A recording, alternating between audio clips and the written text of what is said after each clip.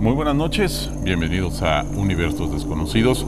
Este jueves tenemos un programa muy interesante, un programa sobre temas de Semana Santa. Vamos a hablar de la vida de Jesús, pero esa vida del lado B, esa vida que cuentan ciertos textos que hablan de una vida muy diferente a la que estamos acostumbrados o la que hemos escuchado todo el tiempo. Se habla de una vida donde él en algunos casos no muere en la cruz, sino que él huye con parte de sus seguidores, con parte de sus discípulos, con su mujer, huye a una parte del norte de la India y ahí continúa él haciendo sus trabajos e impartiendo sus conocimientos. También vamos a tener un top 10 que habla también de 10 personajes con vidas similares a las de Jesús. Y para finalizar también tendremos la última historia de la noche. Comenzamos.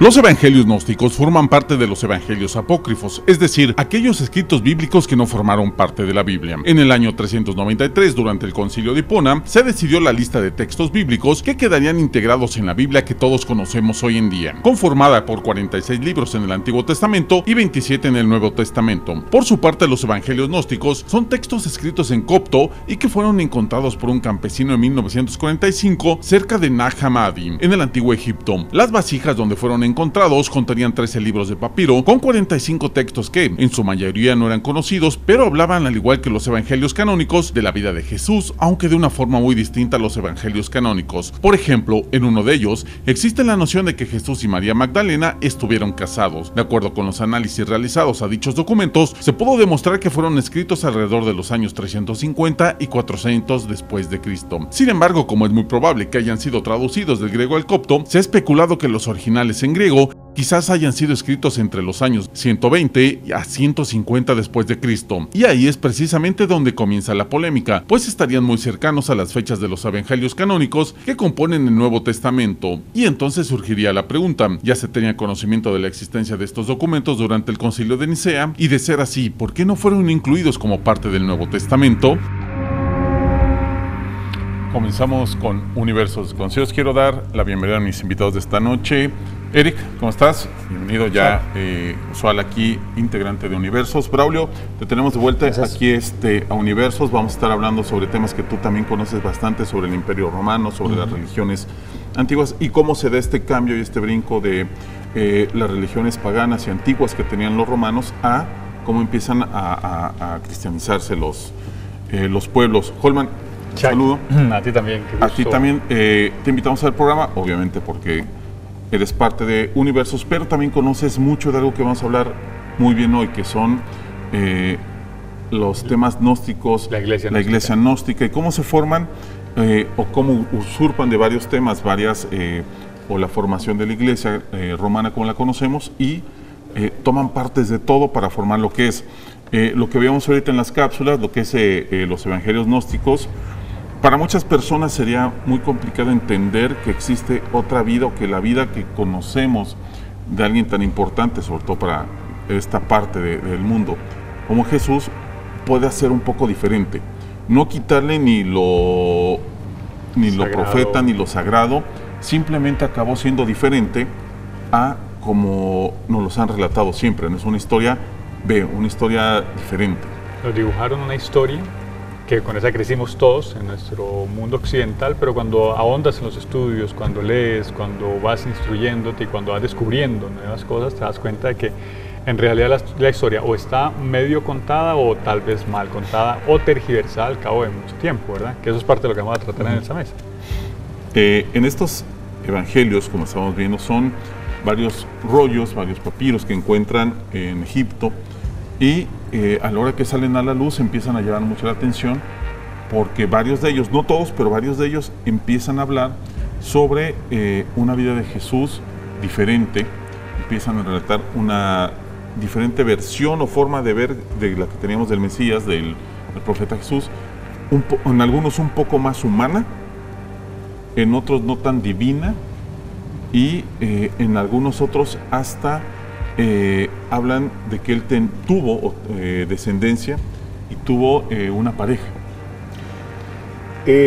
Deberíamos de comenzar primero por definir los tipos de evangelios que existen. Estamos claros que existen los canónicos, que son los famosos 4 evangelios que, como bien lo decía la cápsula, fueron los escogidos en el concilio de Nicea, y esos son los que hasta el día de hoy llegan como parte de la Biblia. Después vienen los agnósticos, que son todos aquellos libros, todos aquellos evangelios, todos aquellos textos que quedaron fuera de la Biblia.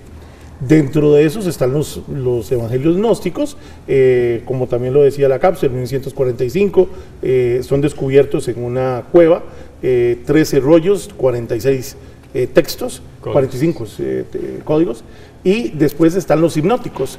Los hipnóticos son los evangelios, son los primeros 3 evangelios, Marcos, Lucas y Juan, Mateo, Marcos y Lucas son los hipnóticos, y el de Juan es considerado un evangelio diferente. ¿Por qué razón? Porque los primeros 3 narran todo basado en Galilea. Juan lo narra en Judea. Lo otro es que los primeros 3 narran todos los milagros, etcétera, de Jesús, y Juan se enfoca más a un Jesús meditativo y un Jesús más entrado en su propia espiritualidad. Entonces es un evangelio que a todas luces es diferente. Y en cuanto a los evangelios gnósticos, pues sí, hay 3 tipos de evangelios gnósticos. Aquellos que solamente se han encontrado un fragmento y tienden a concordar con lo que nos cuentan los famosos evangelios canónicos, aquellos evangelios gnósticos que nos cuentan cosas muy parecidas, pero que ya comienzan a segregar una vida que no entendíamos, como el de María Magdalena, y aquellos que nos cuentan una cosa totalmente diferente a lo que nos han educado los evangelios canónicos. Los que conocemos tradicionalmente. Es correcto. Vamos a ver la siguiente cápsula que habla obviamente de estos pergaminos, los pergaminos de Nag Hammadi, para que después, Braulio, tú que conoces bastante este tema, nos expliques, o a mí siempre me ha tenido esa duda, de cómo un pueblo como el romano, que llevaba un conteo de todo, llevaba una estadística, llevaba libros, llevaba conteos, todo tenía de su gran imperio. A veces es difícil entender cómo ciertas partes de algo que fue muy importante, que sucedió en algo de su imperio, no existen registros de todo esto, ¿no? Y que pareciera que concuerdan con lo que hablan, lo de los pergaminos de Nag Hammadi y los otros evangelios, que al final la vida de Jesús no era tan espectacular, sino más bien era un profeta, un pastor, un guía, y no una gran celebridad, por así decirlo, que lo que estaba pasando en el Imperio Romano. Vamos a ver la cápsula y continuamos. Los documentos encontrados en Nag Hammadi son 52. Sin embargo, solo 4 de ellos se encuentran en el rango de evangelios. Evangelio de Tomás es quizá el más importante de todos ellos. Está formado por 114 dichos atribuidos a Jesús, mientras hablaba con sus discípulos, y se asemejan mucho a los 4 evangelios canónicos del Nuevo Testamento. Evangelio de Felipe, al igual que el Evangelio de Tomás, se conforma por 143 dichos y fragmentos de conversaciones de Jesús con sus discípulos. La importancia de este evangelio radica que en él aparece la noción de que María Magdalena era la compañera de Jesús. Este evangelio habla, además, de la posibilidad de que Jesús no haya resucitado de la muerte, y por último menciona que María no fue concebida por el Espíritu Santo. Evangelio de Valentín o de la verdad. Más que estar escrito en forma de evangelio, este texto parece ser un sermón. Consta de 53 sentencias y fue duramente criticado por Irineo. Evangelio de los egipcios es uno de los textos que más se acercan a los evangelios canónicos. Tiene una fuerte referencia esotérica y mitológica que habla de Sed como salvador en la figura de Jesús. Continuamos con universos. Estos son los pergaminos, los evangelios. Ahorita vamos a ver otros más, los evangelios más polémicos, que hablan sobre una vida diferente. Y lo comentabas con Braulio, lo estamos comentando en la mesa. Para empezar, es difícil entender cómo un pueblo como el romano, donde se han encontrado registros, conteos de granos, de comida, de población, de sus imperios, un suceso que parecía tan importante pasó tan desapercibido, digamos, en los registros generales. es algo a veces complicado de entender. Sí, no, en el caso de por qué no hay registros romanos, o al menos en los primeros siglos del cristianismo, es porque obviamente estábamos hablando de que el cristianismo era una religión clandestina, una religión oculta, ¿verdad? Practicada por una minoría, más que todo entre las clases bajas, esclavos y personas de bajos recursos, ¿verdad? Donde inicialmente es donde la iglesia empieza a tener sus primeros adeptos, ¿verdad? En el caso de por qué, digamos, nos llegan fragmentos de unos aspectos del cristianismo, pero otros sí nos llegan completos, tenemos que entender que históricamente el cristianismo no se forma como una única iglesia o como un solo cuerpo, como podremos considerarlo hoy día, sino que empiezan a crearse pequeñas comunidades, y conforme esas comunidades se van dispersando y van teniendo sus pequeños líderes, van con el tiempo teniendo sus propias peculiaridades en tradiciones, en conceptos, en dogmas, en doctrinas, y llega un momento en que podríamos hablar de iglesias cristianas en vez de un solo cristianismo.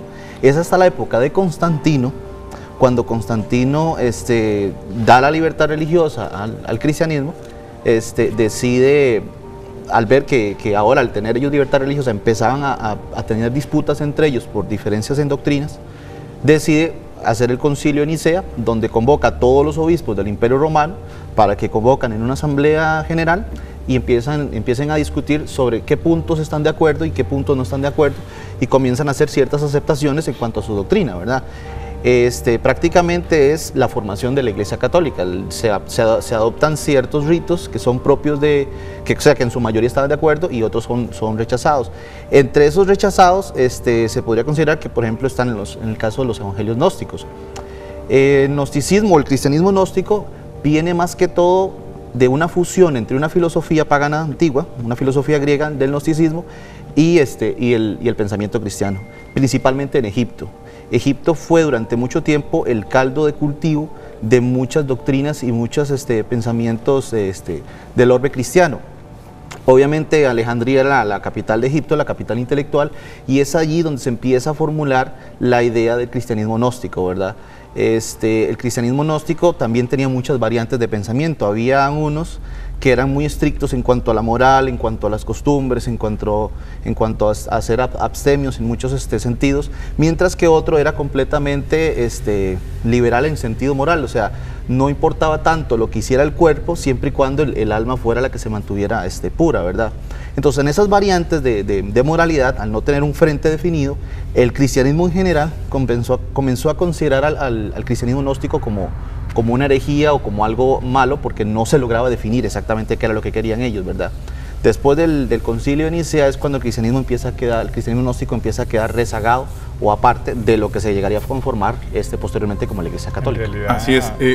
Perdón que te interrumpa, vamos a ir un corte, ahorita vamos a regresar a escucharte, Holman, porque pareciera ser que la formación de la Iglesia y los rituales que conocemos es más una formación humana que una formación de dioses o de profecías, ¿no? Deciden acomodar, ajustar por debates, por peleas, que sí y que no entra, y pareciera ser que dejan partes muy mundanas o muy humanas de la vida de Jesús para obviamente sobreexaltar la magnificencia de lo que vendría siendo el próximo Dios de su religión. Vamos a ir a un corte, continuamos con más de Universos Desconocidos.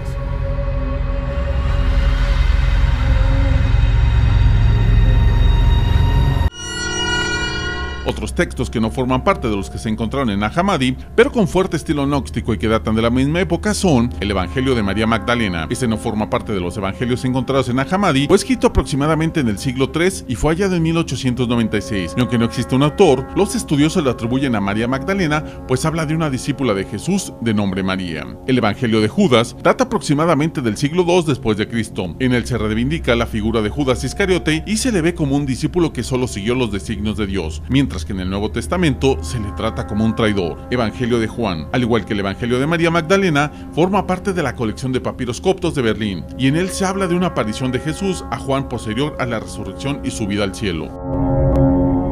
Los orígenes de esta religión son controversiales, porque también las religiones gnósticas, las religiones antiguas, como lo vamos a ir viendo y platicando en el programa, tienen una visión muy diferente a cómo se empieza a formar el imperio o el imperio católico de la Iglesia romana, y ahí es donde vienen ciertas disputas. Vamos a ir viendo un poquito más adelante de algunas tribus donde acaban siendo perseguidas, pero se sabe o se entiende, porque obviamente hay registros de muchas religiones, hay registros de muchos pueblos, donde se sabe que influyeron y tomaron prestadas muchas de las ideas para formar lo que hoy conocemos como la doctrina de Jesús. Bien, la doctrina de Jesús nace directamente del conocimiento de que había en la época. En esa época, recordemos que se traían todas las castas sacerdotales y las enseñanzas sacerdotales de los egipcios, 3.000 o 4.000 años atrás. Luego de ahí también surge lo que hoy conocemos como la cultura hebraica, que Moisés muy imbuido en ello, y toda esta región que hoy conocemos como Palestina, todo eso estaba muy influido por el conocimiento y la sabiduría egipcia antigua.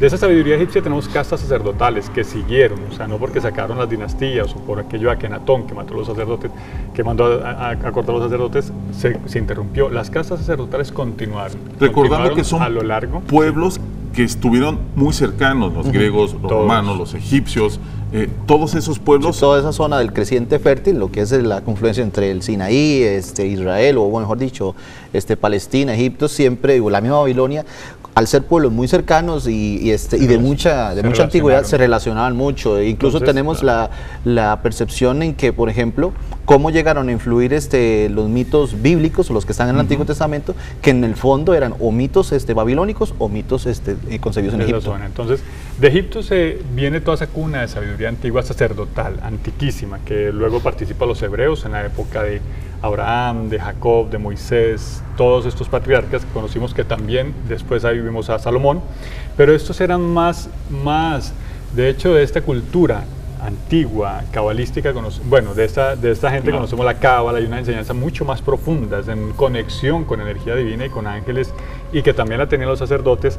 Entonces, luego viene el periodo en el que es como si la luz de los egipcios se regara por toda aquella zona, y luego están los hebreos, y luego se levantan todo un mar de conocimiento, y luego encontramos con el tiempo a los griegos, que es de donde viene lo que conocemos como la gnosis. Gnosis es una palabra griega que significa sabiduría. Pero los gnósticos eran sabios.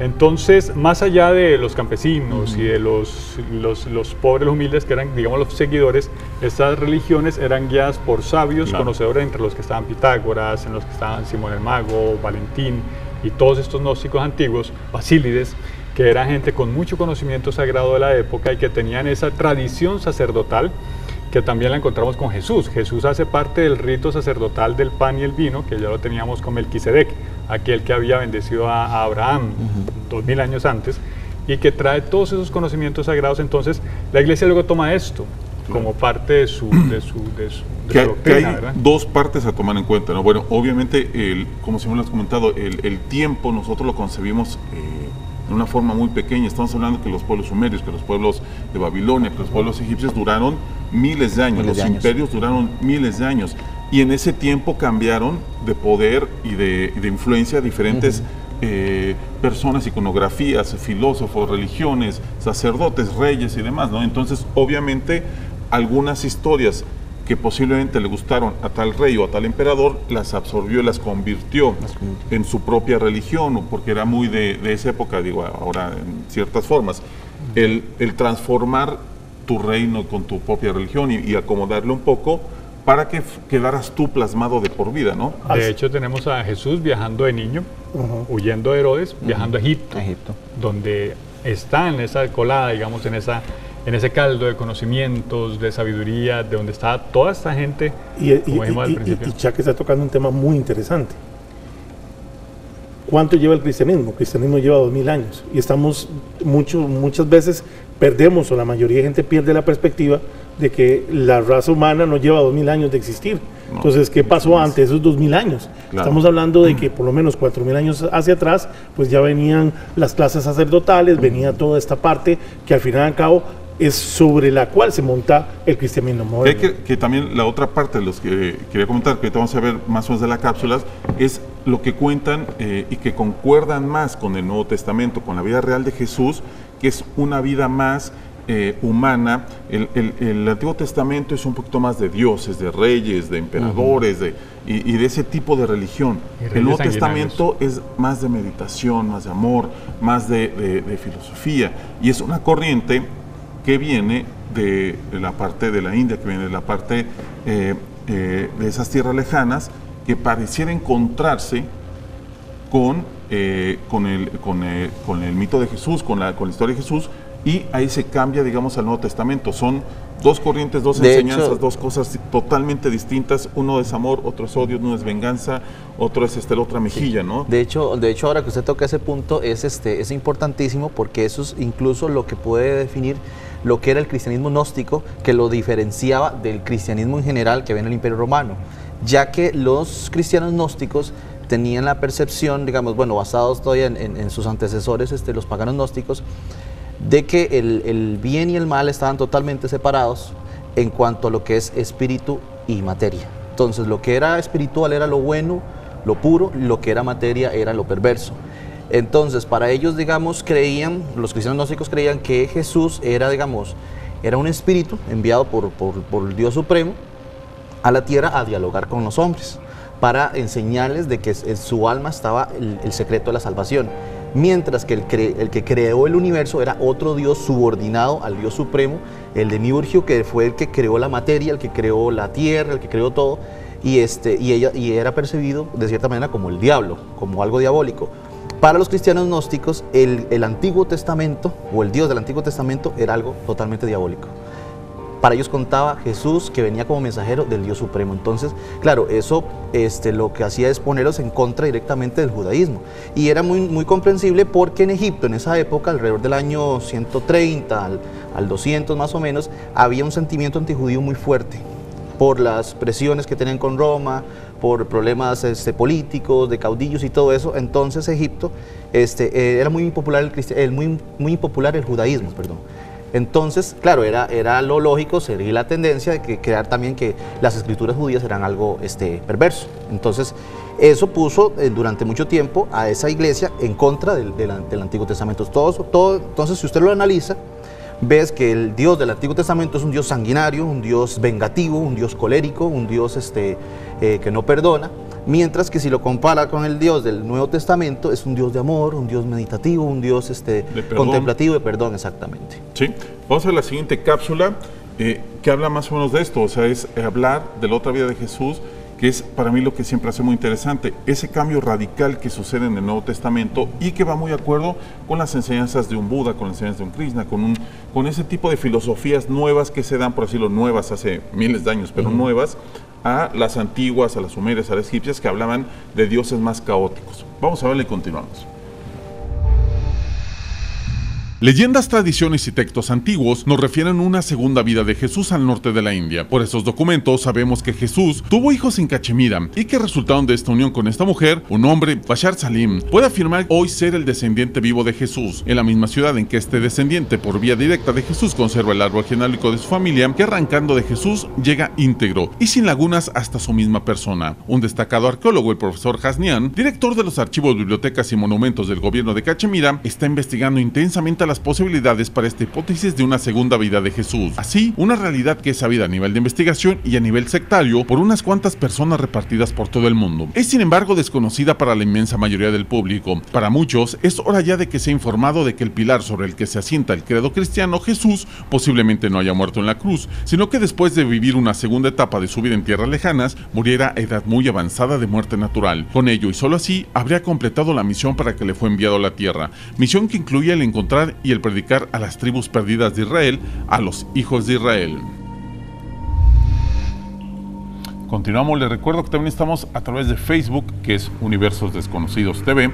También nos pueden seguir y obviamente aportar en este tema que siempre es polémico, a veces es un poquito el dedo en la llaga, pero como lo comentamos, tratándolo con respeto y tratando de las evidencias que hay, de los escritos, de todos los textos que existen, donde se habla y donde se puede entender a más profundidad la vida de un profeta que hasta el día de hoy sigue siendo uno de los más influyentes que ha pisado la tierra, ¿no? Sin demeritar ninguno de las creencias ni de la fe de nadie, obviamente. De hecho, que la vida de Jesús es divina, o sea, es una vida ejemplar, es una vida divina, es una vida para amar. Tanto la de la Biblia, la que viene escrita, como la que narran los otros textos, como la que narran también que se fue a Cachemira, sigue siendo ejemplar, sigue siendo divina y sigue siendo profética. El problema fue cuando Roma tuvo que quitar todos sus dioses para colocar a un humano como Dios, que ese fue el punto donde lo divinizaron y lo pusieron como lo que conocemos hoy, ¿verdad? Entonces los romanos no iban a contemplar de la noche a la mañana que les quitaran a Palas Atenea de todos sus dioses y a Poseidón y al uno y al otro para que le colocaran un humano como religión oficial. O sea, eso tuvo que haber sido caótico y supongo, y no fue una cosa de primero lo permitieron y a los 70 años lo impusieron, o sea, primero fue permitido y luego fue impuesto, pero en ese tránsito de 70 años, como dijiste hace un rato, los obispos no se ponían de acuerdo y todo el mundo no se ponía de acuerdo, no iba a ser fácil decirle al romano, deje de creer en esto y crea a partir de ahora en este hombre, que aparte de eso era de los subyugados de Roma, es decir, de la región que había sido territorio dominado por Roma. Entonces, ahí fue donde divinizaron a Jesús, pero Jesús, de hecho, como todos los maestros, como los grandes Mahatmas, ha sido un ser grande, evolucionado y divino, ¿verdad? Que es lo que tampoco disgusta de la enseñanza de Jesús. Me pongo a pensar, Constantino era un pagano, porque era pagano. Su presión, me pongo en ese momento, todo lo que se vivía en ese momento en Roma, presión de que se estaba despedazando el imperio. Muchas de las ciudades remotas ya no lo obedecían, tenía que reintegrar su imperio, tenía que reintegrar su ejército, y tras de eso tenía problemas porque había muchas religiones basadas en las conquistas de todos los pueblos que había hecho, y tenía que escoger una religión. La mamá influyó para que fuera el cristianismo, todos lo sabemos por historia, pero me pongo a pensar en ese momento, esa combinación en donde Constantino tenía que, como tú dices, Jesús era ejemplar, pero era humano, y había que darle una trascendencia muy grande para poder llegar y decirle, ¿sabes qué? Ahora ya no vamos a celebrar ninguna fiesta en honor a Dionisio, vamos a celebrar la Semana Santa. Entonces, ese tipo de cosas son las que comienzan a amalgamar una imagen mucho más grande de Cristo. Así es, y los interrumpo, pero sí, vamos a hacer un corte y vamos a antes a ver el top 10, que justamente el top 10 habla de eso, de 10 figuras, vamos a ver las primeras 5 que tienen una vida similar o tienen referencias a Cristo mucho anteriores a él, y ahí nos podemos dar cuenta de donde posiblemente sacaron partes de las leyendas o de los relatos para hacerlo más grande de lo que la vida como tal contaba o de las tradiciones que ya traían ellos. Vamos al top 10 y continuamos. Top 10, 10 figuras similares a Cristo que le preceden en el tiempo.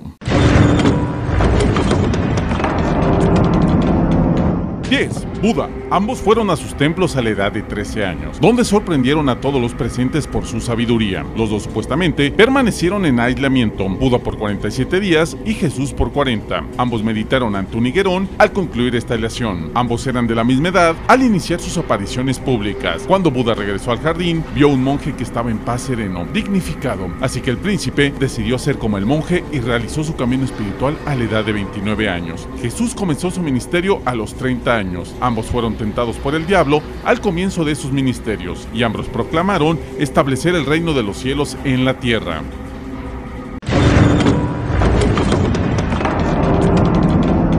9. Krishna. De acuerdo al Bhagavad Purana, algunos creen que Krishna nació sin unión sexual, sino de la mente de Vasudeva como proyección en Devaki, su madre. Cristo y Krishna, ambos eran llamados Dios y el Hijo de Dios. Ambos fueron enviados a la tierra en forma de hombre, ambos se llamaban los Salvadores y la segunda persona de la Trinidad. Krishna y Jesús, ambos tenían descendencia real. El padre adoptivo de Krishna también era un carpintero. Ambos fueron visitados por sabios a su nacimiento junto con pastores guiados por una estrella. En ambos casos, fueron advertidos por ángeles de que el dictador en turno planeaba asesinar al bebé, así que los padres huyeron. María y José se quedaron en Muturea y los padres de Krishna en Mathura. Jesús era llamado el león de la tribu de Judá y Krishna el león de la tribu de Saki. Ambos eran considerados parte humano, parte dioses. Ambos realizaron milagros como curar enfermos. Uno de los primeros que ambos realizaron fue curar leprosos.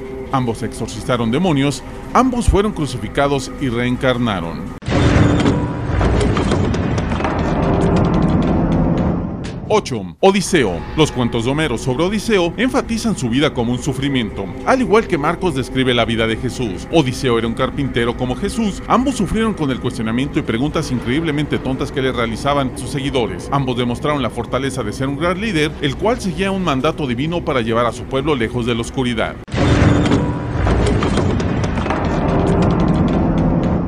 7. Rómulo. Rómulo nació de una virgen, la cual era una sacerdotisa del corazón del dios Vesta. Este fue un embarazo divino, pero el rey no le creyó. Rómulo y su hermano gemelo Remo son arrojados a un río para asesinarlos. Rómulo es conocido como el hijo de Dios y es llevado al reino de los cielos por un tornado, realizando apariciones post-mortem. Se relata que la oscuridad cubrió la tierra antes de su muerte, al igual que cuando Jesús muere, de acuerdo a Marcos. Él establece que después de su muerte se le conozca como Quirino, un dios que pertenece a la tríada arcaica, muy similar al concepto de la Trinidad. 6. Dionisio. Dionisio nació de una virgen el 25 de diciembre y fue un niño santo, y de niño fue colocado en un pesebre. Fue un maestro que viajó realizando milagros, un rey sagrado el cual fue asesinado y devorado en un ritual de fecundación y purificación. Dionisio se levanta de la muerte en marzo 25. Era el dios del vino y podía convertir el agua en vino también. Era llamado el rey de reyes, el dios de dioses, era considerado el salvador, el sagrado, el alfa y el omega. Era identificado con el carnero o la oveja. Top 10. 10 figuras similares a Cristo que le preceden en el tiempo.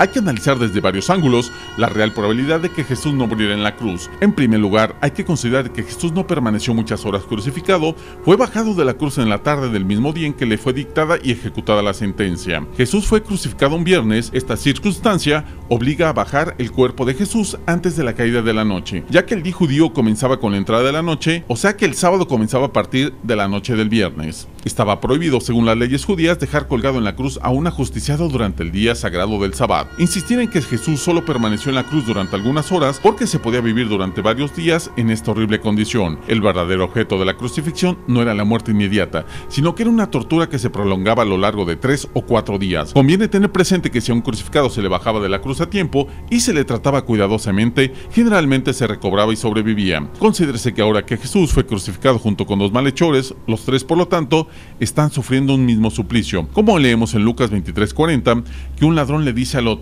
tú tampoco temes a Dios, tú que te hallas en un mismo suplicio. Pero resulta que en el momento de bajarlos de la cruz al mismo tiempo que a Jesús, los dos ladrones siguen con vida, por lo cual los soldados romanos les quiebran las piernas para que acaben de morir. Es improbable que Jesús, habiendo sufrido el mismo suplicio, hubiera muerto ya. Además, Poncio Pilato conocía por experiencia lo que tarda una persona en morir en la cruz. Se extrañó de que Jesús hubiera muerto ya. Cuando José de Arimatea fue a ver a Pilato y le pidió el cuerpo de Jesús, leemos textualmente en Marcos 11:44, Pilato se extrañó de que hubiera muerto. También es conocido el hecho de que cuando el centurión romano prueba que Jesús está muerto hiriéndole en su lanza de un costado, de la herida fluye agua y sangre, pero de un cuerpo muerto brotan únicamente algunas gotas de sangre espesa. Llegados a este punto, nos interesa recordar que el llamado sudario de Turín ha quedado recientemente demostrado ser el auténtico lienzo con el que fuera envuelto el cuerpo de Jesús una vez bajado de la cruz, y que de su análisis se desprende que este cuerpo seguía con vida en aquellos momentos.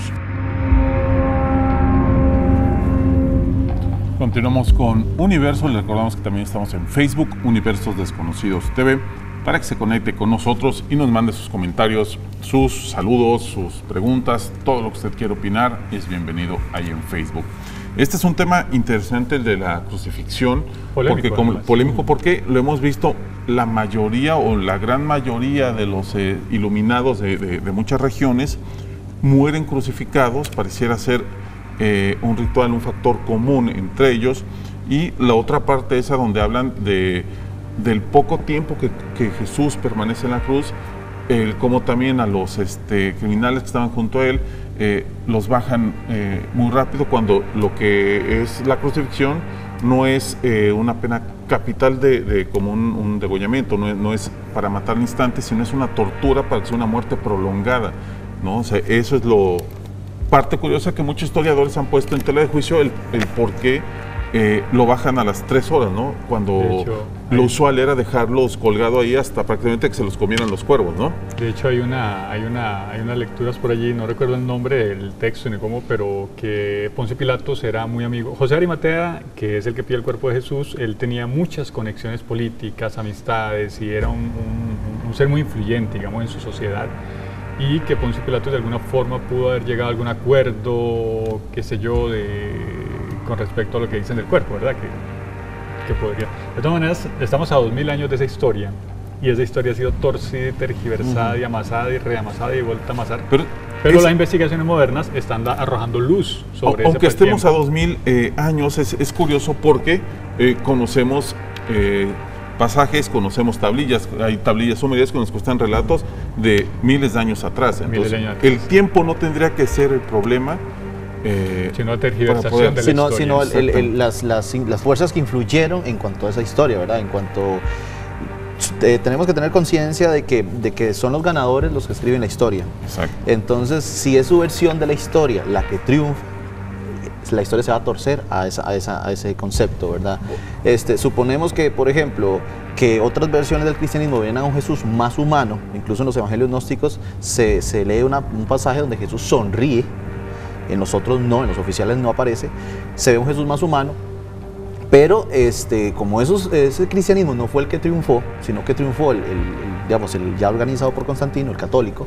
Obviamente, todas las otras historias fueron dejadas de lado y con el paso de los siglos fueron olvidadas o desaparecidas. De ahí por eso que tengamos pequeños fragmentos o pequeños indicios de lo que en algún momento pudieron haber sido una gran cantidad de libros y textos, pero obviamente como ganó una versión del cristianismo, entonces lo demás tenemos que desaparecerlo, porque si no van a tener dudas sobre nuestra autenticidad. Entonces, para poder afirmar nuestra autenticidad tenemos que desaparecer las otras versiones. Entonces, por supuesto, alrededor de la historia de Jesús hay un montón de leyendas que fueron agregadas con el paso de los siglos y fueron incluso adornadas durante la Edad Media, claro, hasta llegar a un concepto que tenemos hoy día que prácticamente está entronizado en el mismo lugar de Dios, ¿verdad? Ese es un punto muy importante, la Edad Media, porque en la Edad Media yo creo que es donde surgen la mayoría de los grandes mitos, la mayoría de las grandes distorsiones, no solo del cristianismo, sino de la humanidad. En la Edad Media se distorsiona totalmente la humanidad hacia un lado muy oscuro, hacia un lado muy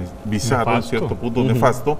Entonces ahí nacen leyendas como la del Santo Grial, nacen leyendas diferentes a las que venían progresando. Y está también ahí donde la Iglesia romana se vuelve más bien un imperio, un reinado, ¿no? Un reinado. Porque pareciera ser que Constantino, al ver que el poder de los Césares, el gran poder antiguo de la Roma se está decayendo, intentan suplantar lo que venían siendo los Césares con papas, volver a seguir teniendo poder, reinado, y hasta la fecha lo es, ¿no? O sea, tienen un propio reino, tienen un propio espacio, tienen sus propias leyes, ¿no? Y el temor a que el ejército que se estaba cristianizando se rebelara, porque el ejército, había muchos que ya estaban entrando en la fe cristiana, entrando en esos contactos con cristianos, estaban dando cuenta que había algo que podría ser mejor, y entonces lo mejor era simplemente legalizarles, porque el ejército de alguna forma desamparaba a Roma y Roma perdía, ¿verdad? Y es que también es una cuestión de política.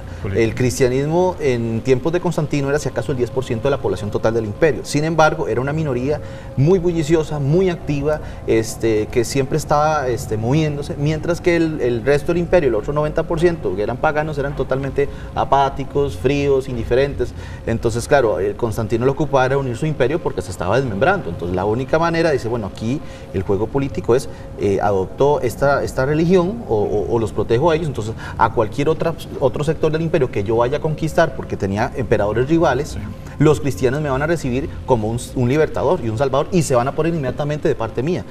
Él ambiciaba la parte oriental del imperio porque ya él tenía el oeste del imperio. El oeste del imperio era más pagano que cristiano, mientras que en el este eran casi que mitad y mitad. Entonces, claro, él dice, no, si yo quiero obtener apoyo en el este, la única forma es adoptar el cristianismo. De ahí que al otro coemperador, a Licinio, lo obligara a firmar el edicto de Milán de tolerancia religiosa. En un principio se mantuvieron las paces entre esos dos coemperadores, pero luego él vuelve a la guerra contra Licinio. Entonces comienza una lucha, pero ya será una lucha más que de dos emperadores o de dos mitades del imperio, será una lucha entre cristianismo y paganismo, porque finalmente donde él obtiene la victoria recibe el apoyo total de las ciudades del este del imperio. Hay un tema también que hay que sacar a colación, y es que no preciso el nombre del Papa, que analiza los evangelios, sobre todo los sinópticos, y determina que los evangelios necesitan reescribirse, ya estando la Biblia formada. Y cuando llega a donde los escritores le dicen, bueno, ¿qué vamos a hacer? ¿Qué quieres hacer? Aumentar la narración de los hechos. Entonces, cuando se vuelve, le dice, pero ¿con qué bases? ¿De dónde tomamos la información? El Papa se vuelve y le dice, ustedes son escritores, invéntenlo. Entonces, hay que tomar en cuenta que estamos basándonos aunque hay mucha gente que se va a molestar por lo que voy a decir, nos estamos basando en unos libros que fueron muy manoseados. Primero, al día de hoy, si quieres leer la Biblia, deberías de leerla en griego. Eso es lo que deberías de leerla, mínimo. Y hoy en día, a través de las traducciones... Que ni siquiera era arameo. Que ni siquiera era arameo. Entonces, comenzamos en un problema existencial. Jesús hablaba arameo. Las enseñanzas de Jesús estaban en arameo. Y las traducciones entre el arameo y el griego, créame que no son nada fiables. No, y tiene varios siglos. No, y tenemos años en y tomar en cuenta una cuestión, el griego, ¿ok? Pero ¿en qué griego estaba escrito? Porque no estamos hablando de griego koiné, era griego koiné, no era griego jónico ni dórico, era griego koiné. Es un griego como el equivalente a decir el español de hoy día de Paco y Lola. Es correcto. Entonces uno dice, pero ¿qué están diciendo aquí?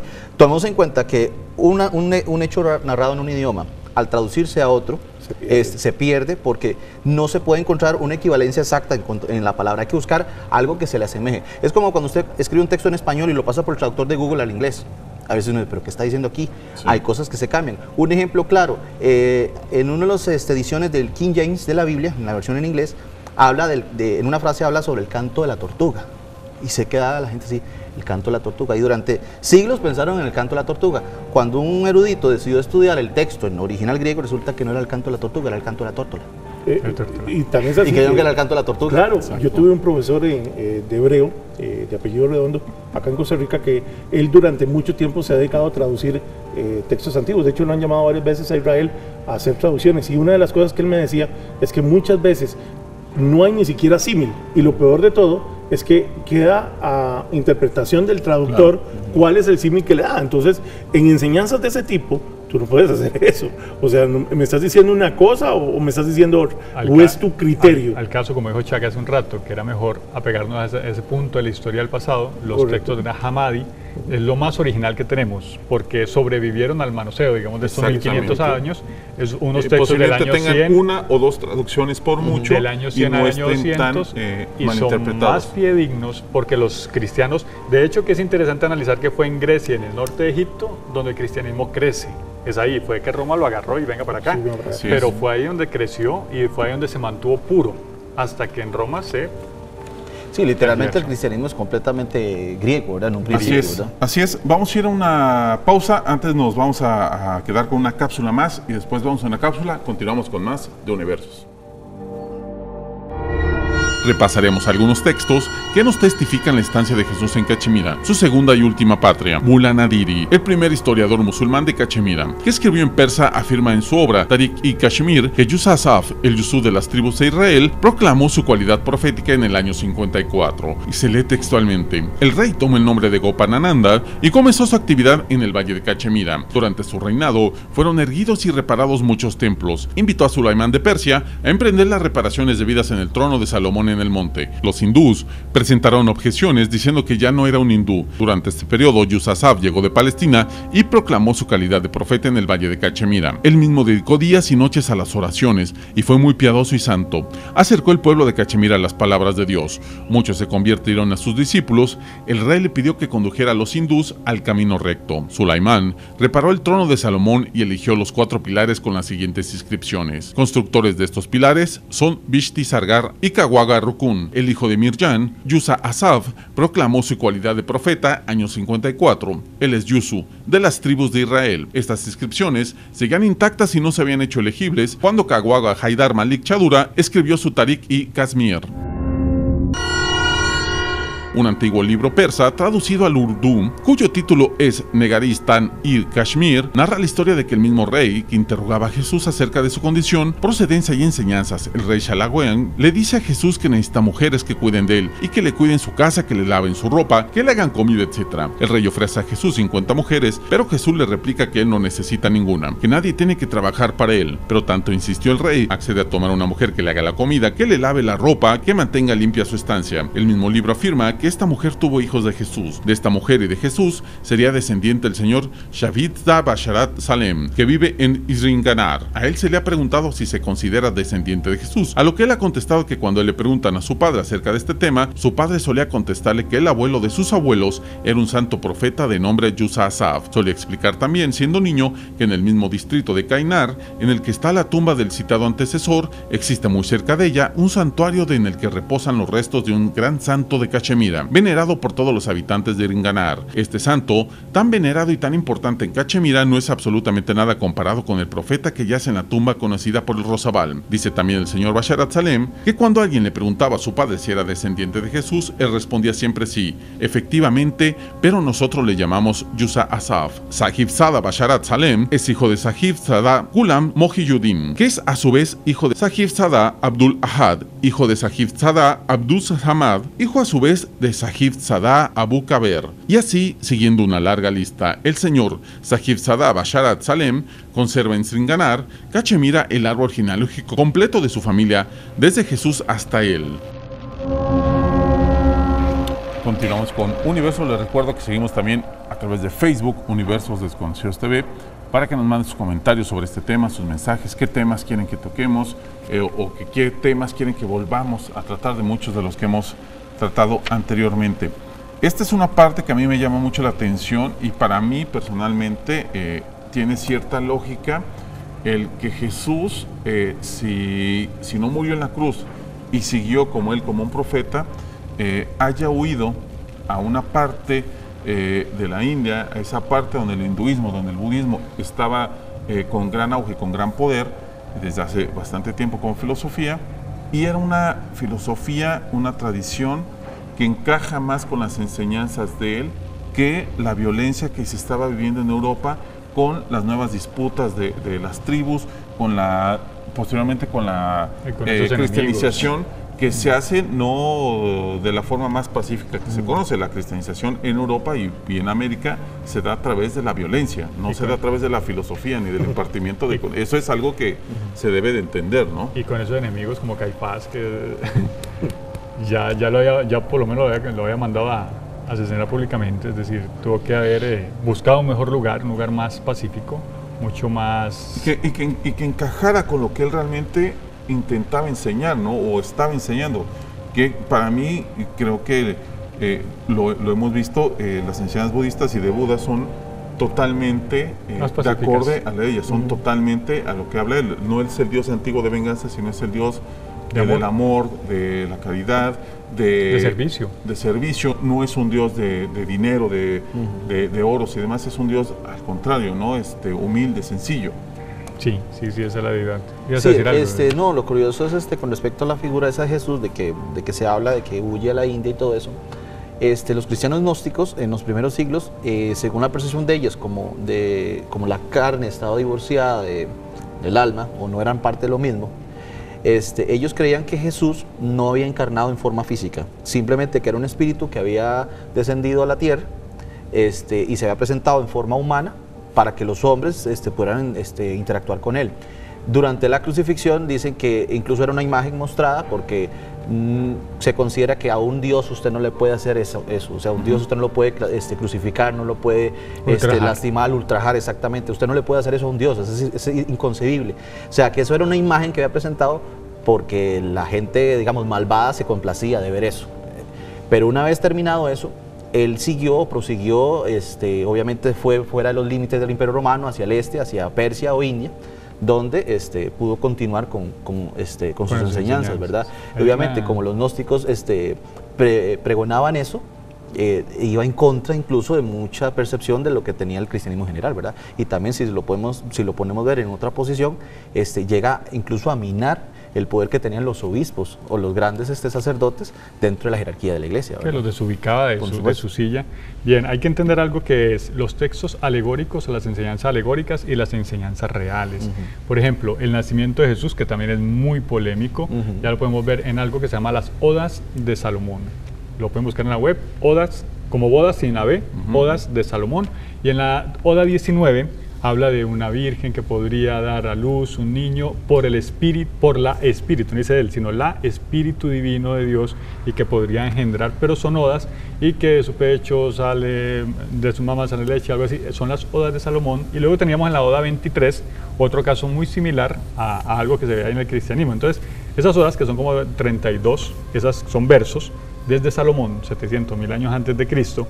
Desde ahí ya hablaban de cosas que podrían haber sido, que son metafóricas dentro de estudios iniciáticos espirituales, que los transmite Salomón de esa forma, pero que luego esa oda 19 casi textual es lo que habla del nacimiento de Cristo. Entonces, pudieron haber sido metáforas que de alguna forma luego se acomodaron directamente a la imagen que tenemos hoy de Jesús, que pues, como tú lo dijiste hace un momento, y tú hace un momento, más de uno puede estar ahí como diciendo, estos herejes o qué sé yo, pero de alguna forma son parte de lo que se puede estar investigando hoy en día, de lo que puede dar a luz, que es historia, acerca de una historia, como dije al principio, quizás mal contada o tergiversada al cabo del tiempo. Y ahora que habla de historias también, analicemos por ejemplo el paralelismo del nacimiento del dios Mitra, que nace un 25 de diciembre, que una estrella en el cielo anuncia su nacimiento, que iba a nacer de una virgen y que es encontrado por unos pastorcillos porque nació en una gruta. Y que fue mucho antes que Jesús. Sí, 500 años antes de Jesús, ¿verdad? Y que incluso el mitraísmo fue una religión que tuvo mucho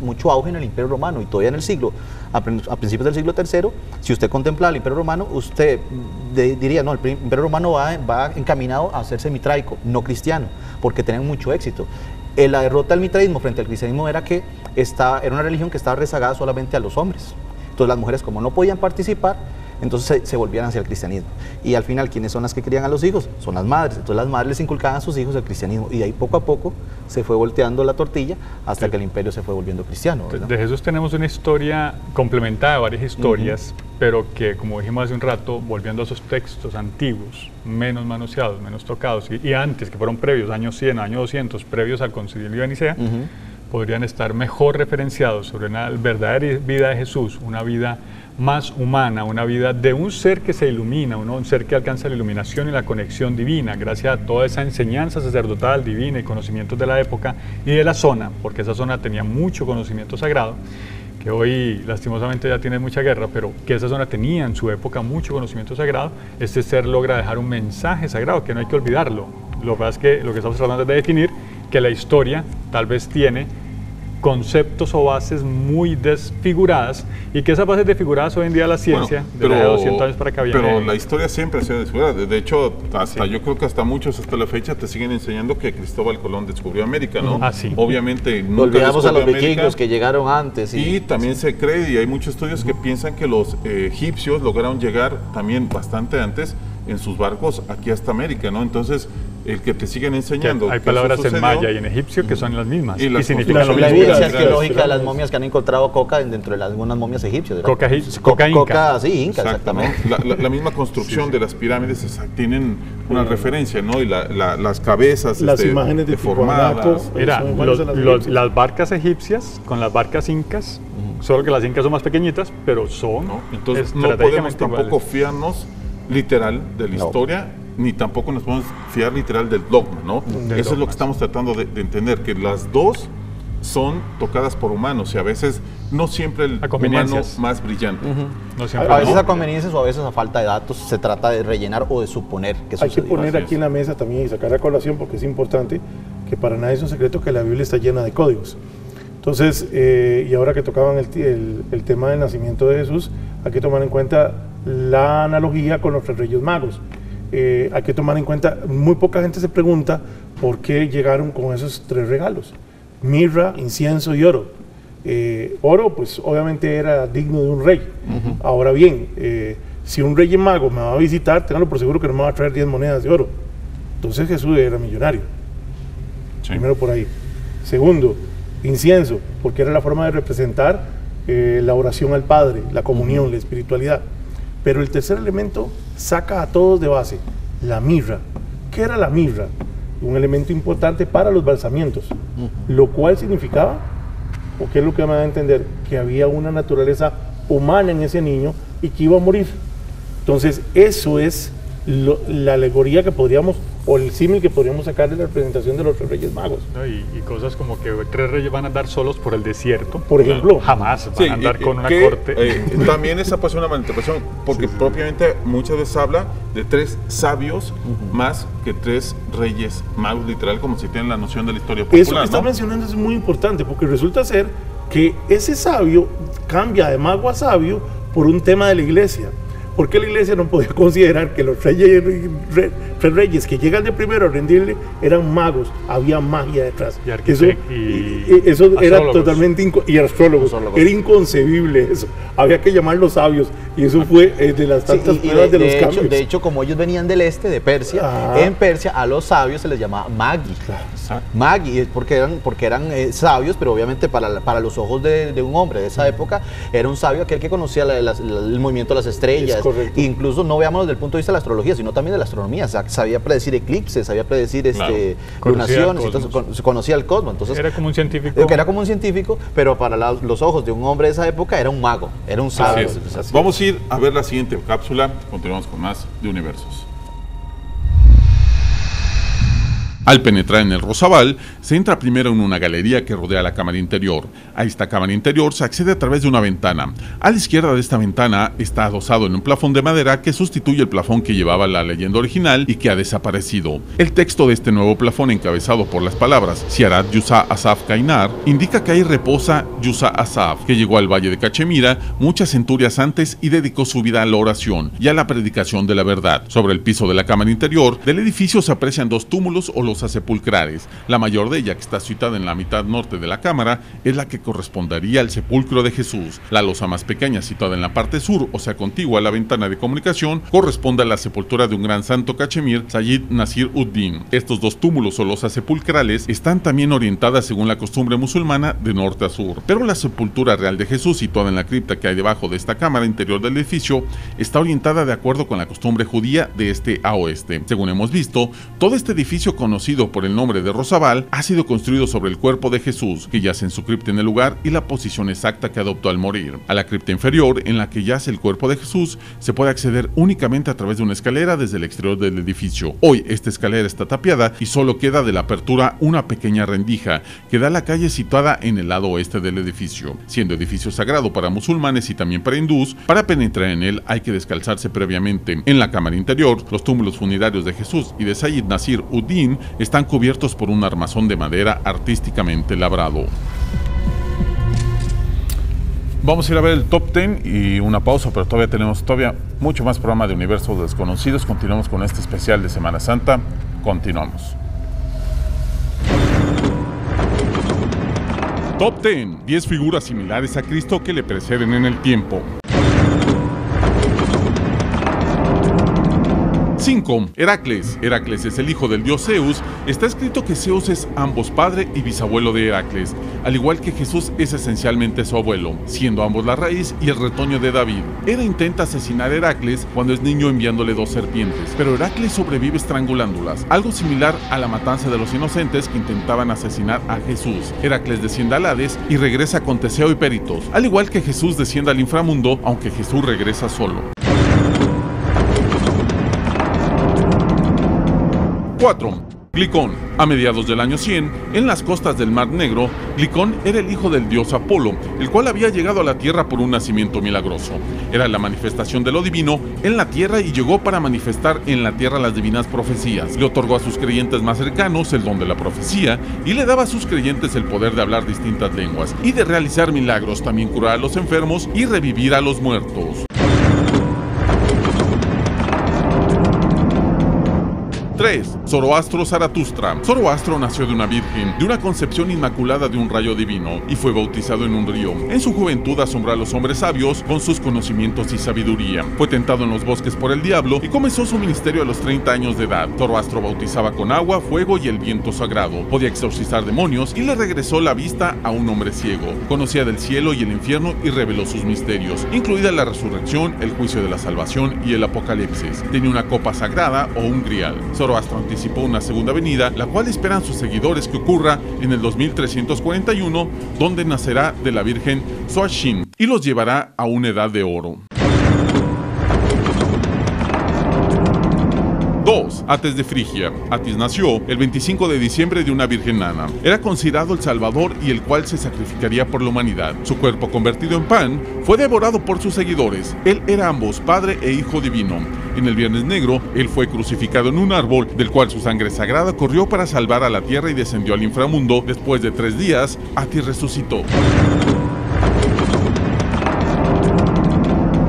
1. Horus, nacido de una virgen, Isis, ungénito hijo del dios Osiris. Su nacimiento fue anunciado por la estrella Sirio, el lucero de la mañana. Los egipcios antiguos desfilaban un pesebre por las calles representando a Horus en los tiempos del solsticio de invierno. No tenía fecha de nacimiento pues no era humano. Venció a la muerte durante su infancia cuando Herut intentó asesinarlo. A ambos, a Horus y Cristo, son salvados por un ángel que anuncia que deben de huir. No existen datos de su vida de los 12 a los 30 años de edad. Es bautizado a los 30 años, caminó sobre el agua, expulsó demonios, sanó a los enfermos, le devolvió la vista a un ciego, fue crucificado, descendió al infierno y resucitó al tercer día.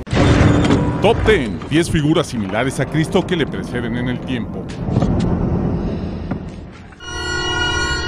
Los llamados cátaros eran un movimiento religioso-cultural propulsor de una nueva orden social a partir del desarrollo individual. Desde su fundación se oponían a la Iglesia Católica, a sus formas autoritarias y represivas, de entonces la cual negaba la posibilidad a los hombres de alcanzar un estado de desarrollo espiritual fuera de las instituciones católicas y sin la guía de un representante de la Iglesia. La Iglesia cátara fue uno de los numerosos movimientos sociales que intentaron romper con esta hegemonía eclesiástica e instalaron un nuevo orden por lo que fue perseguida. Ya por el siglo XII, este movimiento tomó fuerza y comenzó a ganar muchos devotos, por lo que la Iglesia Católica intentó suprimirlo, debido a que los veían como rivales de mucha peligrosidad. Con influencias del maniqueísmo en sus etapas paulesiana y bogomila, el catarismo criticó las prácticas y la visión de la jerarquía de la Iglesia Católica, que en respuesta la consideró herético. Tras una tentativa misionera y frente a su creciente influencia y extensión, la Iglesia terminó por invocar el uso de la fuerza, con el apoyo de la Corona de Francia para lograr su erradicación a partir de 1209 mediante la Cruzada Albigenense. A finales del siglo XIII, el movimiento, reprimido con violencia por la Inquisición y debilitado,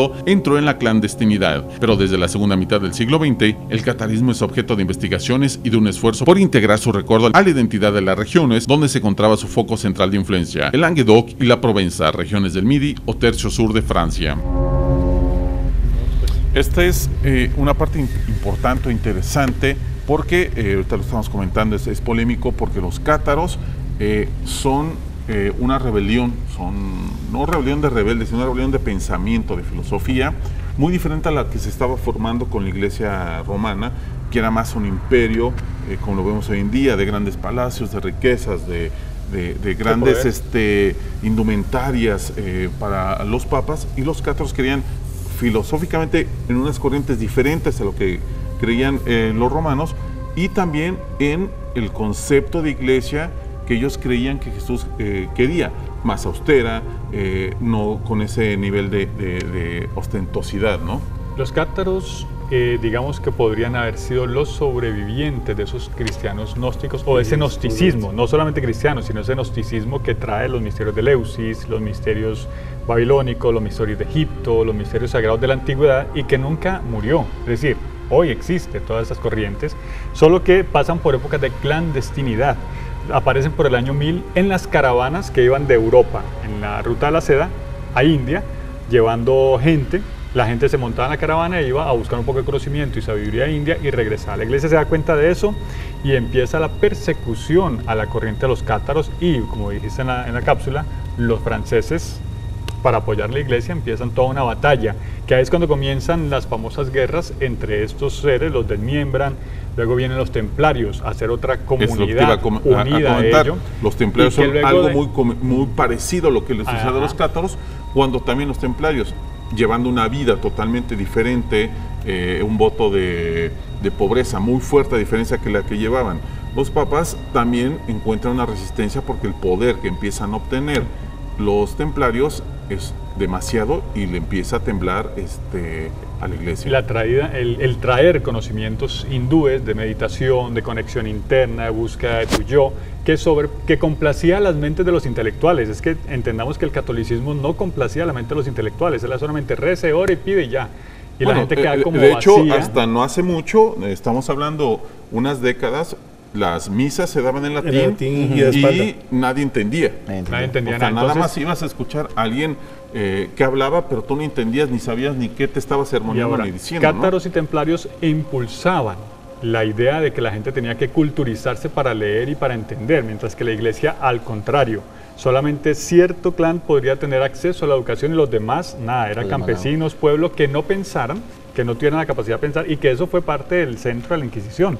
El centro de la Inquisición fue apagar toda luz intelectual, toda luz filosófica, toda luz para dejar a la gente sumida en las tinieblas. Que con los cátaros es la primera, por así decirlo, cruzada e inquisición que se hace. Inquisición es en la persecución de los cátaros y luego los templarios y la desarticulación de ellos es que nacen los siguientes grupos, Rosacruces, masones, diferentes filosofías, todas esas filosofías surgen de esos desmembramientos de los cátaros y los templarios, que esos eran los conservadores de las enseñanzas gnósticas, originales, muy contrarias a lo que la iglesia está enseñando. Entonces, sí, es que hay que tomar en cuenta que, por ejemplo, que una vez que el Imperio Romano se derrumba, o en el oeste, porque no se derrumbó completamente, en el oeste, nosotros descendemos culturalmente del oeste, entonces tendemos a ignorar la existencia del Imperio Romano continua en el este.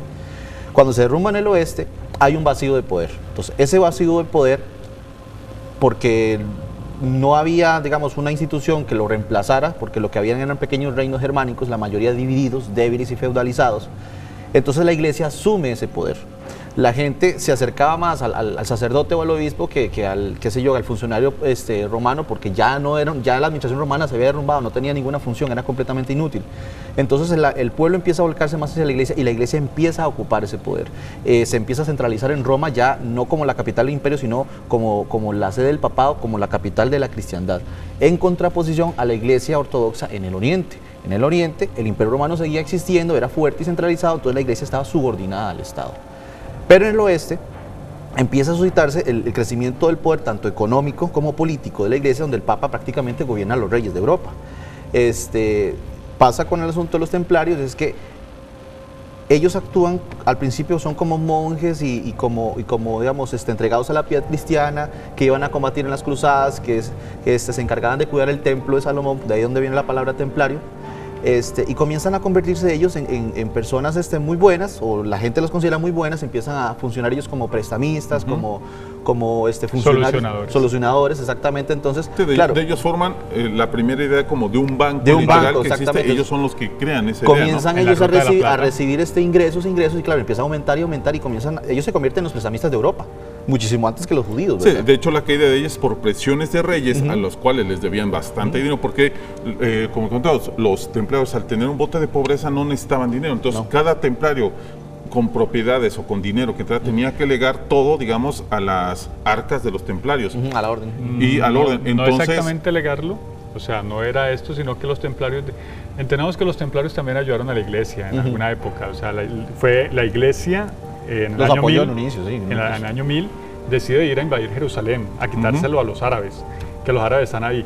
Que por cierto, muchas especulaciones dicen que lo que iba buscando la iglesia era el Arca de la Alianza, que estaba ahí, y que mucha gente cree que desde ahí para adelante se volvió indestructible, que eso debe estar ahí en el Vaticano.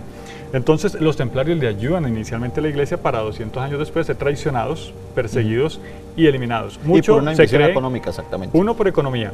Dos, porque los templarios se convirtieron en un ejército también. Correcto. Tres, porque los templarios tenían mucho conocimiento y sabían y grandes secretos de eso que pasó en Jerusalén, de aquello que ocurrió que por 2 o 3 veces fueron a invadirlo ayudado por los templarios y que la iglesia luego los apuñaló, digamos, de esa forma, apartándolos y desintegrándolos completamente, hasta que dicen que murió en 1314 con la muerte de Jacques de Molay, pero en realidad los templarios no murieron con Jacques de Molay. Los templarios se fueron a formarse en el sur de Francia, se fueron a formar en el norte de España, estuvieron en el sur de Alemania, se distribuyeron en pequeños grupos, y esos pequeños grupos después salen con otros nombres, como en Alemania salen los Rosacruces, al sur de Francia los masones, los patarios, los albigenses en el norte de Italia, todos esos grupitos que antes habían sido de la cofradía templaria y que gracias a ellos traemos los sagrados misterios gnósticos originales, que la iglesia también los persiguió para acabar también con cualquier evidencia gnóstica antigua, para que quedara solamente la religión, y que ese fue el principio de algo muy oscuro. Yo siempre lo voy a categorizar como lo más oscuro en religiones que se podría ver en el mundo, que es la Inquisición. Es decir, asesinatos, masacres, torturas, que ni Hitler, o sea, ponemos ahí en políticos, pero aquí eran en nombre de la fe y invitando al humano común a que prendiera una hoguera y tirara gente ahí.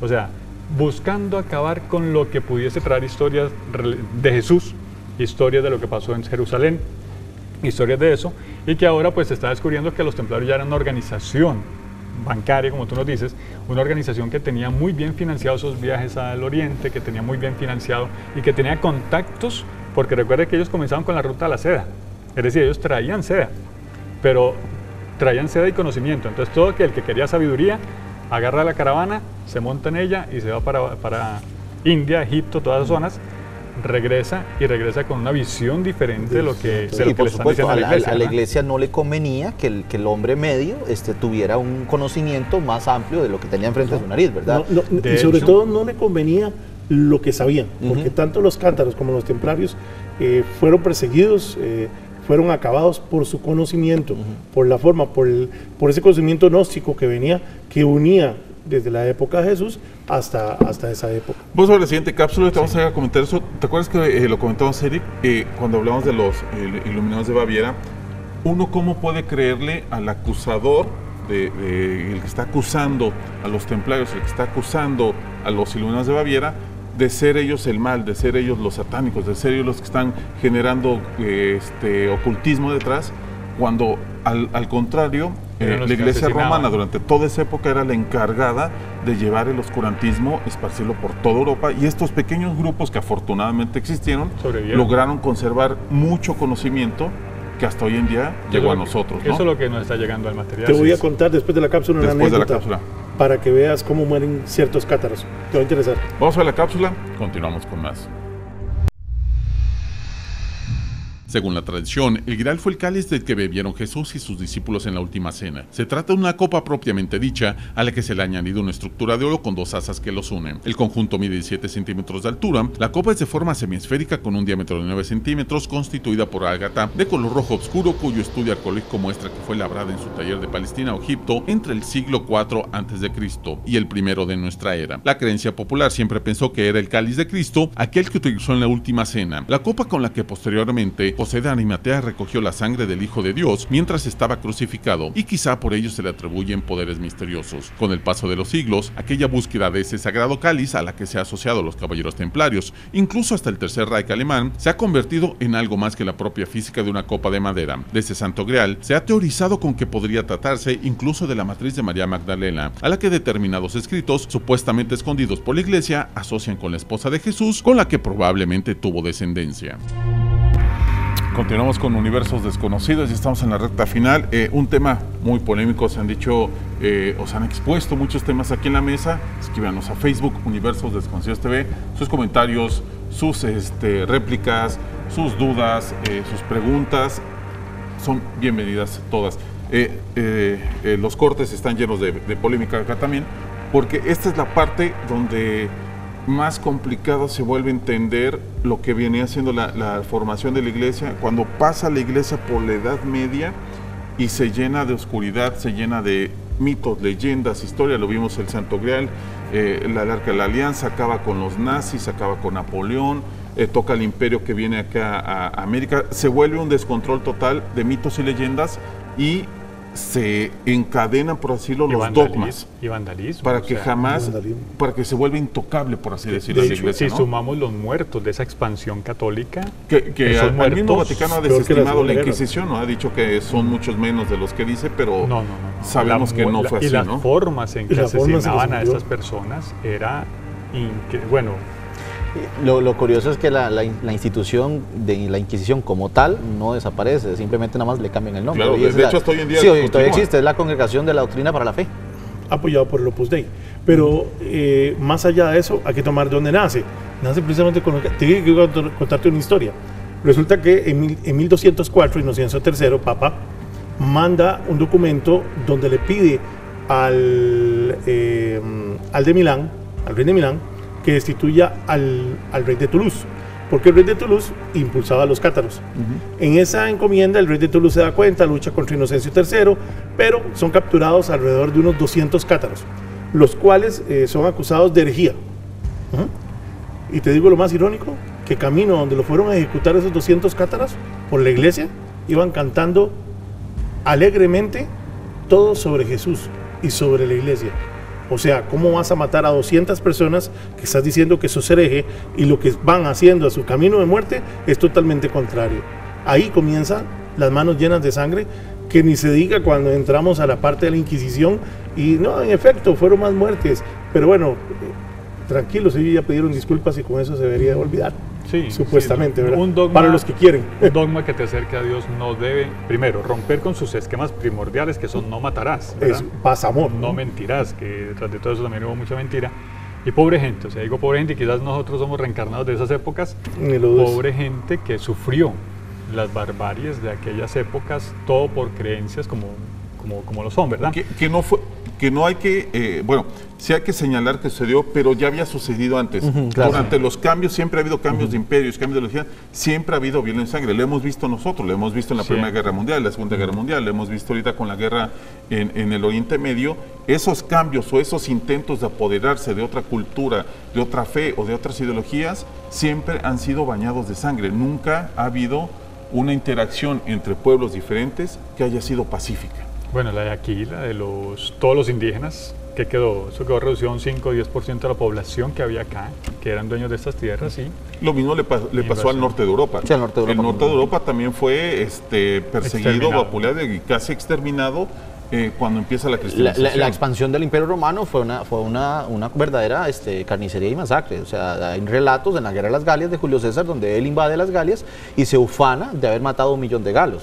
Para ellos eso era un gran triunfo, para hoy día nosotros eso es un genocidio. Es correcto.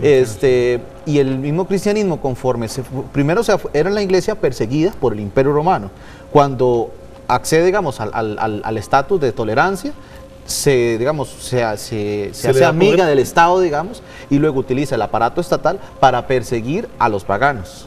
Y luego, cuando ya ha acabado con los paganos, entonces empieza a perseguir a las otras versiones del cristianismo que no estaban a favor de ellos. Y luego ya no es la persecución de otros cristianos, sino ya entonces comienza en la Edad Media la persecución contra musulmanes, contra judíos, contra enemigos de Estado, enemigos políticos, porque también eso tiene que ver. Eso pasa con los templarios. Cuando empieza a haber enemigos políticos, se deben favores, empieza también la iglesia y lo que se sabe que tiene conexión con varios reyes, empiezan a mover las fichas para ir acomodando favores y poderes y crecer en poder, ¿no? Es correcto, así es. Y más allá de eso, es lo que llega a nuestros días, como tú lo dijiste. O sea, todo ese conocimiento que comenzó con la iglesia gnóstica, que pasa por los cátaros, que nacen en nuevos movimientos, llegan hoy hasta nuestros días. Pero siempre sigue el mismo asunto. Ya no es la persecución, ya no es la Inquisición, pero es ver cómo podemos caerles encima con una película como Ángeles y Demonios, financiada por la iglesia. ¿Para qué? Para poder acallar otro libro tan interesante. Tergiversar el Código Da Vinci, por ejemplo. Eso fue un propósito de tergiversación del Da Vinci. Y esto hasta hoy en día lo podemos ver, que las personas que tienen una misma figura en su fe siguen peleándose entre ellas, ¿no? Católicos, evangélicos, ortodoxos, etcétera, todos pelean hacia la misma figura. Esto quiere decir que si ahora en un mundo civilizado como vivimos en este 2000, ¿qué hubiera pasado en el año 100, en el año 150, en el año 200, cuando la humanidad posiblemente era menos civilizada? La distancia tan evidente, porque es que es supremamente evidente entre Jesús y un papa. Completamente. Completamente. Es que en realidad el Papa no es el sucesor de Pedro, a todas las luces, el Papa es el sucesor del César, porque prácticamente adopta toda la indumentaria del César, la Iglesia adopta el organigrama del Imperio Romano, o sea, literalmente la Iglesia absorbió al Imperio Romano, lo imitó y lo ha imitado perfectamente, porque la fórmula por la cual Roma gobernaba sus provincias es la fórmula misma que aplica la Iglesia para gobernar al mundo de forma religiosa, ¿verdad? Entonces, la distancia tan grande, que nuestro tema central es Jesús, la distancia tan enorme hacia lo que enseña ese ser, a lo que hemos visto de la enseñanza, la masacre, la barbarie, la manipulación política, la manipulación, todo este montón de cosas, dista mucho de eso. Entonces aquí uno puede dividir a los cristianos en dos. Uno, el cristiano de fe, que va a la iglesia, que ora, que se acerca a Dios, que pide y que de alguna forma tiene una respuesta y que lo vive y lo vivencia, al cristiano de gobierno, de jerárquico, que está aquí mirando a ver cómo vemos por allí, que dista mucho sobre la enseñanza de Jesús. Entonces hay una fe, para no derrotar toda la fe cristiana, ¿verdad?, dentro de todo esto, sino que hay una fe en la gente, hay una fe en las personas, que eso no debe morir, sino que debe tener una visión amplia de que Jesús nos invita a un camino, nos invita a una enseñanza, nos invita a un sendero para encontrar la iluminación, y que esa iluminación sí existe, tergiversado y manipulado por sus mecanismos de difusión, digamos, o todo lo que ha ocurrido, pero que en realidad es una enseñanza bastante especial, y que, como decían y defendían los templarios y defendían los cátaros, es tratar de ir a semejanza de esa imagen en la que creemos, que es Jesús. Y es que lo interesante del caso, uno analizando la vida de Jesús, es que Jesús, si usted lo analiza al fondo, Jesús no vino a fundar ninguna religión. Nada. Jesús nada más dejó una enseñanza y una filosofía y punto. Él no vino a... para 12. Sí, para 12. Sí, exactamente. Porque tenía 5.000 en la montaña. Exactamente. Y a esos 12 y no vino a fundar literalmente una religión, simplemente fue una filosofía y una enseñanza, punto. Pero la diferencia entre Jesús y los cristianos posteriores, digamos, es abismal. Es como decir la diferencia entre San Francisco y los franciscanos, completamente diferente, ¿verdad? Entonces, son, digamos, contradicciones que pueden haber, porque Jesús no vino a propagar, decir, mi filosofía es la única válida, el resto no sirve. Pero no, él se lo dice a los discípulos cuando le dice, quien no es contra mí, exacto, conmigo es decir, aquí no hay competencias en los credos. Se nos acabó el tiempo, muchas gracias, Holman, Braulio, Eric, muchas gracias por estar con nosotros esta noche. No nos queda más que agradecerles. Les recuerdo, Facebook, Universos Desconocidos TV. Ingrese, déjanos sus comentarios sobre el programa de esta noche, desde dónde nos vio, qué tal les pareció el programa. Y los espero el martes a las 5 de la tarde por FM Globo 100.3. Que pase una muy buena noche. La última historia de la noche. Esta historia me la contó un estudiante de 14 años en un arrebato de intimidad. El suceso lo vivieron sus padres, a los que llamaremos Ángela y Martín. Aquella noche Ángela y Martín se acostaron como de costumbre. Martín se durmió rápidamente, pero Ángela no tenía tanto sueño, así que se quedó despierta por un rato más. De modo que cuando empezaron a sonar algunos arañazos extraños, ella los escuchó y se puso alerta. Lo primero que pensó al oír los ruidos, que no supo identificar debido al miedo, fue que habían entrado algunos ladrones en la casa. Despertó a su marido sin abrir siquiera la luz y le pidió que escuchara y mirara a ver si había entrado alguien en el hogar. Martín se despertó, escuchó y dijo: son arañazos, ha de ser el perro. Extendió la mano y encendieron la luz y vieron al animal dormido a los pies de la cama. No había sido él. Volvieron a apagar la luz, pero esta vez se reanudaron los arañazos. Cada vez parecían más claros, que estaban haciéndolos en la puerta cerrada de la habitación. Martín dijo en voz baja: igual puede ser un ratón, que si eso era, lo atraparía, porque los ratones al ver una luz se quedan inmóviles momentáneamente. Lo hizo, prendió la luz, pero vieron que no había ningún ratón. El perro se despertó y se puso bastante nervioso. Volvieron a hacer varias pruebas más. Cada vez que apagaban la luz se escuchaban los rasguños sobre la madera de la puerta. Martín decidió prender la luz y levantarse. Con bastante miedo, según confesaría, se dirigió a la puerta, la abrió y miró a ambos lados del pasillo, pero no había nada. Se dirigió hacia la cocina con Ángela siguiendo sus pasos. Pensaban en los niños, que no querían que se despertaran y entraran en pánico, así que caminaron silenciosamente. Al llegar a la cocina, Ángela se detuvo a pensar y preguntó: Martín, ¿qué día es hoy? Martín le contestó con la fecha exacta. Ángela dijo: es el día del aniversario de la muerte de mi madre. Ángela encendió una vela y rezó y prometió a su madre que por aquel olvido le haría una misa y que jamás lo volverá a olvidar. Por el resto de la noche y en los días siguientes, jamás se volvieron a escuchar ningún rasguño más.